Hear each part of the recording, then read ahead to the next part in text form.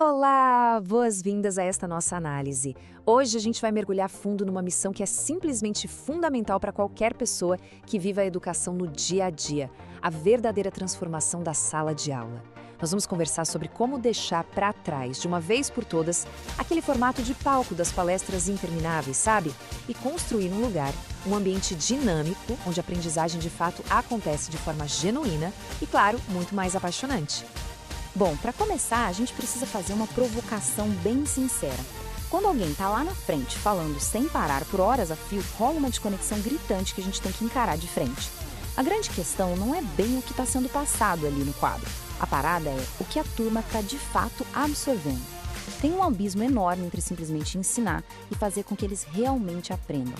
É exatamente essa lacuna que a gente precisa fechar para engajar quem mais importa ali no processo. E para organizar as nossas ideias, a gente dividiu essa análise em 6 pontos centrais. 1. O fim da aula pronta. 2. O ensino centrado no aluno. 3. Despertando a motivação intrínseca. 4. O poder das dinâmicas. 5. A avaliação e feedback contínuo. E, por fim, 6. O novo papel de quem educa. Então, vamos nessa. Ponto 1. O fim da aula pronta. Olha, a gente já vai começar desestabilizando aquele velho modelo no piloto automático. Quem nunca passou por isso, né? Tem um planejamento incrível no papel, mas chegando na sala, a galera tá super apática, com a cabeça no mundo da lua. Pois é, aquele roteiro todo engessado, aquela aula de gaveta que serve para qualquer turma e para qualquer ano, bom, ela simplesmente chegou no limite. E sabe por que essa aula engessada não funciona mais? Tem a ver com o que chamamos de lei do mínimo esforço. Na prática, significa que os estudantes lidam o tempo todo com objetivos concorrentes. É o cansaço batendo, o trabalho, o estágio, um monte de demandas ao mesmo tempo. Daí o cérebro deles vai naturalmente tentar poupar energia e dedicar o mínimo de esforço possível, a não ser que eles vejam um valor real naquilo ali. Quer dizer, não adianta só a gente falar que a matéria é importante. A gente tem que mostrar a utilidade prática disso na vida deles. Porque no momento em que falta essa conexão com a realidade, a atenção, some na hora. O que nos leva ao ponto 2, o ensino centrado no aluno. Essa busca por significado é justamente o que vira a nossa chave, mudando totalmente o paradigma dentro de sala de aula. Aqui a gente percebe um contraste gigantesco entre duas visões de mundo. No modelo antigo, focado em quem ensina, a ideia era só transmitir conhecimento, seguir uma agenda super rígida e, lá no fundo, meio que buscar aqueles aplausos no final da performance, sabe? Mas, nesse novo modelo, o foco é 100% no aluno. A agenda fica muito mais flexível, moldando-se ao que a turma realmente precisa. Quem está ali na frente vira, na verdade, um grande facilitador. O sucesso, agora, não tem nada a ver com aplausos, e sim com o desenvolvimento real de novas habilidades. A gente sai do monólogo e entra de cabeça no diálogo. Ponto 3. Despertando a motivação intrínseca. Mas aí que tá. Como a gente mantém esse motor funcionando a todo vapor? Como garantir que a galera realmente queira entrar nessa construção coletiva? É aqui que a gente chega no coração da mudança. O autor Daniel H. Pink diz o seguinte: a motivação é esse impulso que move as pessoas a fazerem alguma coisa. E o pulo do gato é entender que esse impulso interno superpoderoso pode sim ser acordado pelo ambiente que a gente cria. A paixão e o entusiasmo de quem facilita o aprendizado são coisas extremamente contagiosas. Mesmo que, num primeiro momento, o pessoal não dê a mínima para o assunto. Quando eles veem aquele brilho nos olhos de quem está ensinando, a curiosidade desperta quase que automaticamente. É o primeiro passo fundamental para quebrar o gelo. E como a gente gera essa motivação na vida real, no dia a dia? Os materiais que baseiam nossa análise apontam 4 pilares essenciais. Primeiro, criar um senso de propósito real, para a galera entender o grande porquê da coisa. Depois vem a conexão, que é garantir que todo mundo ali se sinta vinculado, se sinta parte do grupo.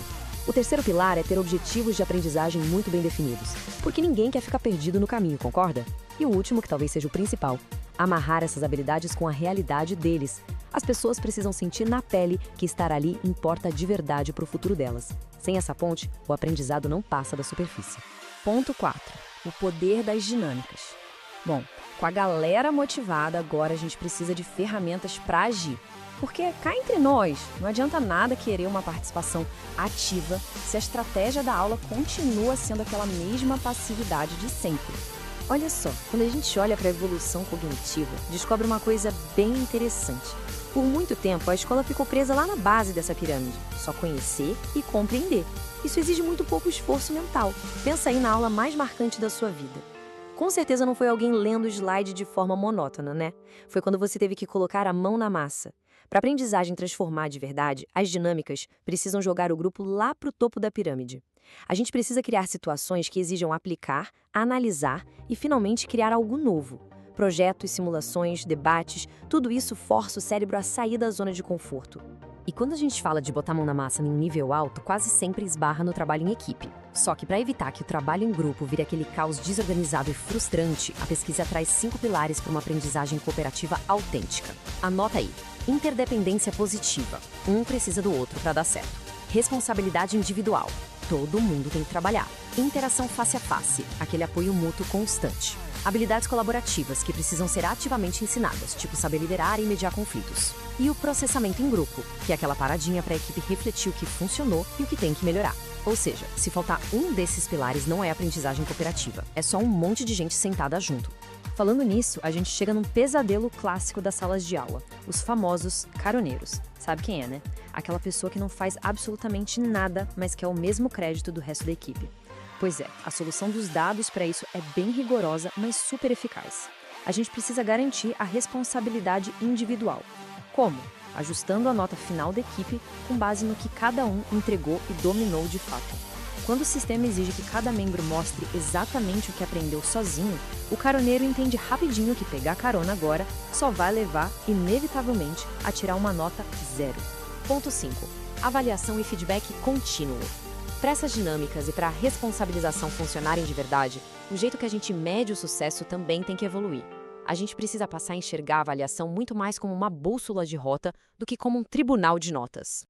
Trazendo isso para a prática, o feedback está muito longe de ser aquele evento punitivo lá no fim do semestre. É um ciclo contínuo, literalmente um looping. A gente começa coletando evidências qualitativas e quantitativas. Depois, rola uma intervenção no aprendizado enquanto ainda dá tempo de consertar a rota. Em terceiro lugar, quem está facilitando replaneja as atividades com base naquilo que não ficou muito claro. E no quarto passo, fornece-se esse retorno equilibrado para a turma. Esse looping é o que garante todo mundo alinhado, deixando super claro que avaliar serve para ajudar a aprender. Ah, e sobre o feedback, tem um detalhe que é super delicado: o equilíbrio. A turma precisa ter clareza total de onde está errando para poder corrigir o caminho. Ou seja, o feedback construtivo e negativo é inegociável. Mas as pesquisas mostram que celebrar as pequenas vitórias e as evoluções é igualmente crucial. É exatamente esse balanço que sustenta o senso de competência de quem está aprendendo. Se a pessoa só recebe crítica, a motivação vai lá para o chão.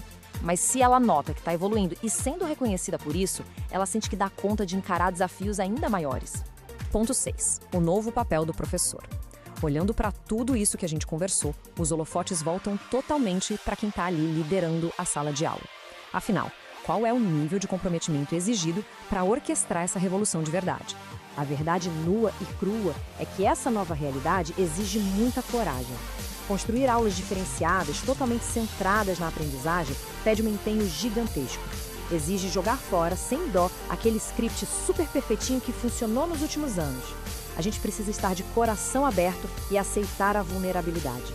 Afinal, quando você estimula o debate e a participação ativa, você larga a mão de ter o controle absoluto de tudo que vai ser dito. Ao invés de subir num palco cheio de certezas ensaiadas, quem educa nesse modelo entra na sala preparado para ser desafiado, ali, em tempo real, pelo que a turma realmente trouxer de demanda. Para fechar essa nossa análise de hoje, fica aqui uma reflexão bem provocativa. A zona de conforto daquela aula puramente expositiva até parece um porto seguro, né?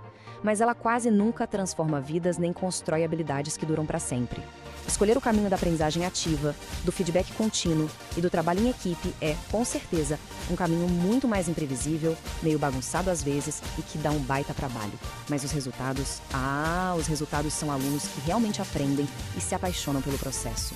A grande pergunta que fica no ar é: a gente está realmente a fim de abrir mão do controle total para criar um impacto verdadeiro?